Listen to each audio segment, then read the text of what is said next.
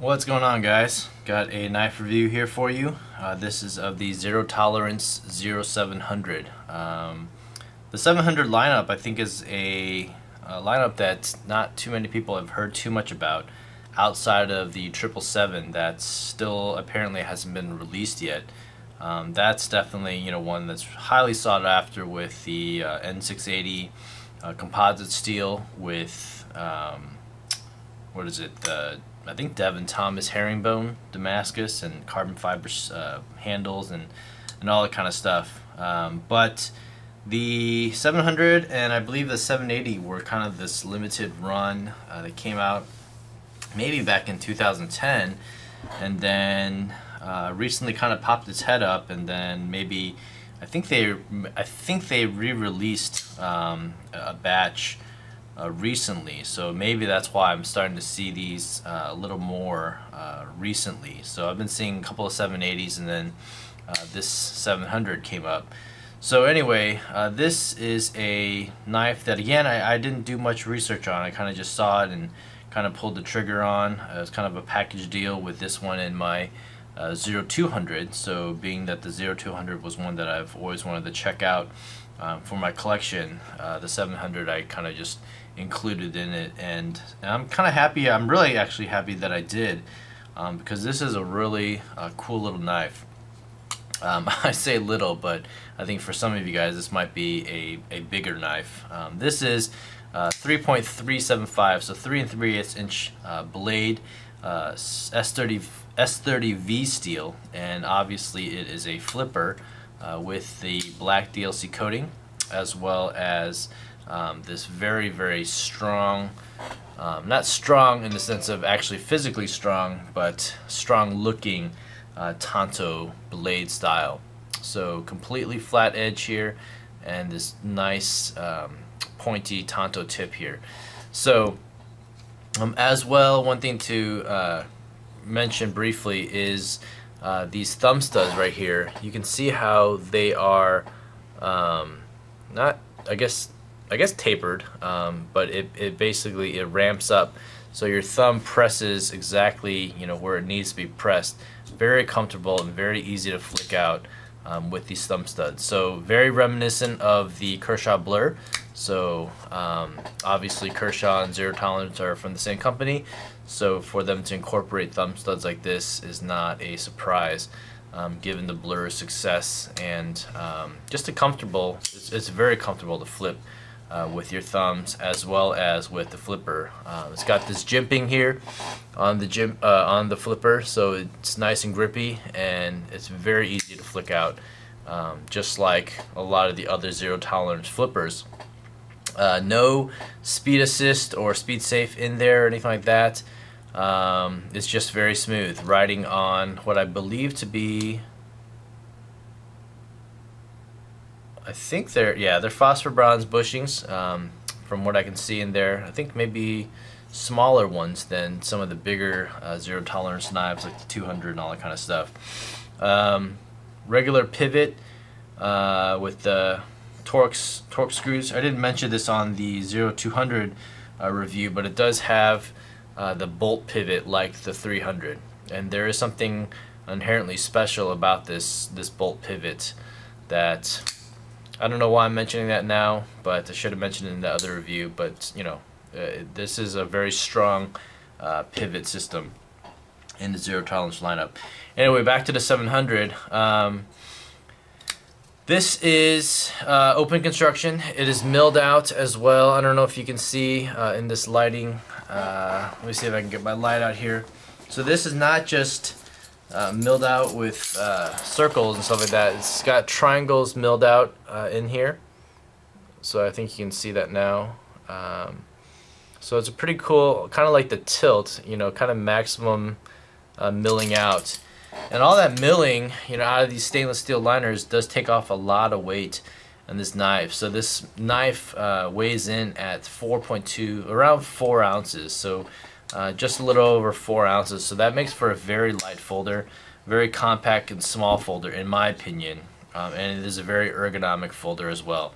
One thing I would mention in the 200 review was how how much these knives are starting to remind me of Emerson's lineup.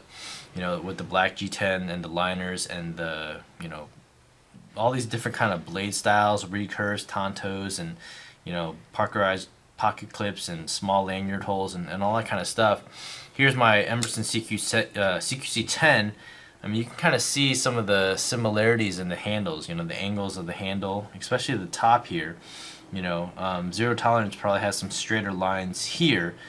This is actually a Tim Gallion design, if I'm not mistaken. If I'm wrong in that, please correct me. But that's what I had read. But again, you can see how the finger lines fit, you know, on this knife right here. You know, and it's very similar, very similar feel.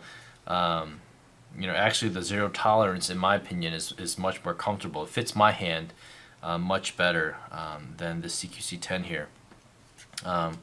This 0300, I'm sorry, 350, you know, also very comfortable in hand. So I don't know. I mean, it kind of seems like, you know, these ZTs are starting to give Emerson a run for its money. I know that sounds like maybe blasphemy to say, but Zero Tolerance, they're putting up some really awesome knives for very reasonable prices.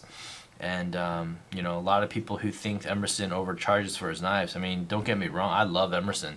And if you guys have been following my channel, I love everything about Emerson's. The simplicity, the designs, the ergonomics, you know, kind of his value systems and all that kind of stuff for the most part. But all these Zero Tolerances that I've been trying out, whether they're the Hinder collabs or Gallion collab or Ken Onion collab, Strider collab with the 300 and all that kind of stuff, you know, they're awesome. You know, the jimping and all that kind of stuff is in the right place. This jimping right here on top of the frame of the stainless steel liners is, I think, in my opinion, perfect. You know, there's no jimping on the blade. There doesn't need to be, because this just locks your hand right in. You know, the only maybe little knock that I have on this knife right now is that the blade is a hair thinner than the Emerson. You know, this measures in at 0.121 inches thick versus the 0.125, which is standard for, you know, your Sebenza and your Emerson. Even this little Martin, I'm kind of just showcasing this because I haven't put it out in a while, is 0.125, you know, inch thick blade, you know, of S30V. So even on a blade this small, you've got a blade that's thicker than, you know, this ZT-0700. So, but that aside, you know, the 700, it would make for a great slicer. This is extremely sharp. You know, one thing that I've been noticing about these Zero Tolerances are their blade, their grinds. Man, their grinds have been, every single one that I've encountered has been perfect. You know, whether it's the 560 or the 551, you know, my 200, you know, these blade grinds, these secondary bevels right here they're perfect. You know, they don't need reprofiling or anything like that.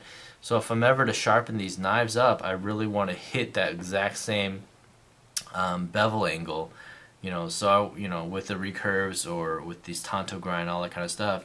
You know, I don't want to mess up those grinds. They cut really well. They just glide through paper. It's not the sharpest edge, but it's definitely one of the sharpest edges that I've, you know, encountered, whether it be from Spyderco and definitely over Benchmade. You know, the only one that makes it maybe consistently better, you know, is Chris Reeve. I mean, obviously Hinder and stuff like that, but you know, the Chris Reeve with their convex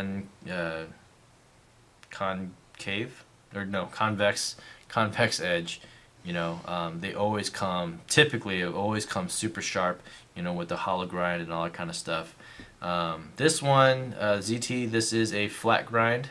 This primary bevel right here, or primary grind, you know, is a flat grind here.